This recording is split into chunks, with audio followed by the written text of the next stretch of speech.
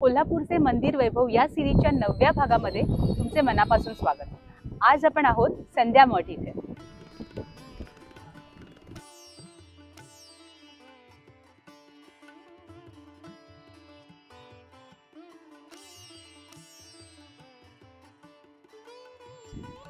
नमस्कार।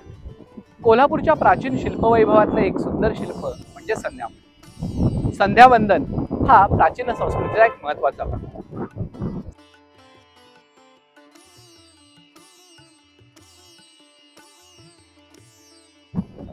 या संध्या मठामध्ये 32 खांबाचा हा मंडप असून यामध्ये श्री गणेशाची एक मूर्ती आणि एक शिवलिंग स्थापित आहे। प्राचीन काळी स्नान केल्यानंतर लगेच संध्यावंदन करता यावं यासाठी या वास्तूची उभारणी झाली असावी असं मानलं जातं।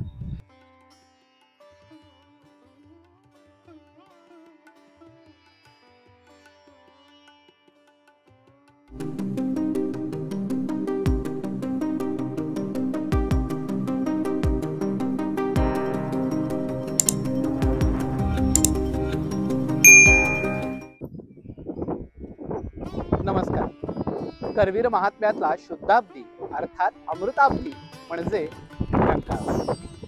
ज्या वेळेला या समस्त पृथ्वीवरती अखंड दुष्काळ पडला त्यावेळेला या करवीरच्या जनतेचं आणि समस्त त्रिभुवनाचं दुष्काळापासून संरक्षण करण्यासाठी करवीर निवासिनी श्री आदिशक्ती आई अंबाबाईनं आपल्या हातातल्या त्रिशूलानं पाताळातून अमृताचा ओघ आणला।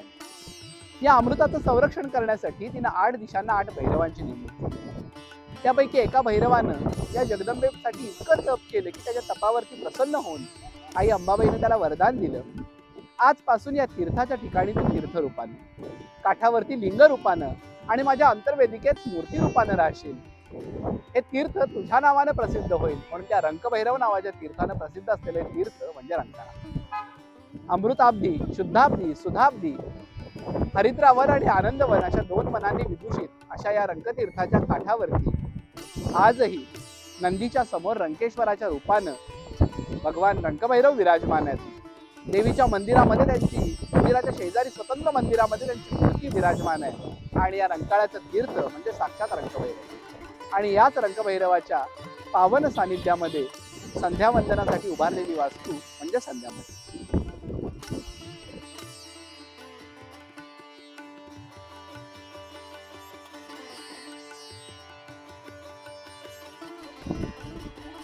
रंकतीर्थ अर्थात रंकाळा म्हणजे कोल्हापूरचे एक वैभव। कोल्हापूरकरांच्या सगळ्या भावभावना इथं एकवटल्या जातात असं क्षेत्र म्हणजे हा रंकाळा। या रंकाळ्यासाठी असलेल्या दगडी तटबंदीचं बांधकाम 4थ्या शिवाजी महाराजांच्या काळामध्ये म्हणजे साधारणपणे 18व्या शतकाच्या 6व्या किंवा 7व्या दशकामध्ये अर्थात 1870च्या दरम्यान हे पूर्ण झालं।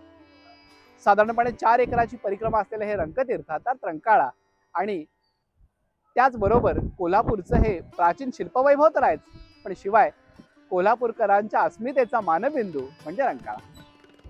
कोल्हापूरच्या प्राचीन शिल्पवैभवातलं एक सुंदर शिल्प म्हणजे संध्या मठ। संध्यावंदन हा प्राचीन संस्कृतीचा एक महत्त्वाचा भाग। सकाळी म्हणजे सूर्योदयाच्या वेळेला, त्यानंतर माध्यान्हकाळी आणि संध्याकाळी सूर्यास्ताच्या वेळेला संध्यावंदन म्हणजे गायत्री जप करण्यापूर्वी स्नान करून इतरांना, सूर्याला आणि देवतांना अर्घ्यदान करणं, त्यांचं तर्पण करणं, या सगळ्या विधीला एकत्रपणानं संध्यावंदन म्हटलं जातं। या संध्यावंदनाची अनेक अंग असली तरी त्यामधलं मुख्य अंग आहे ते म्हणजे स्नान आणि अर्घ्यदान।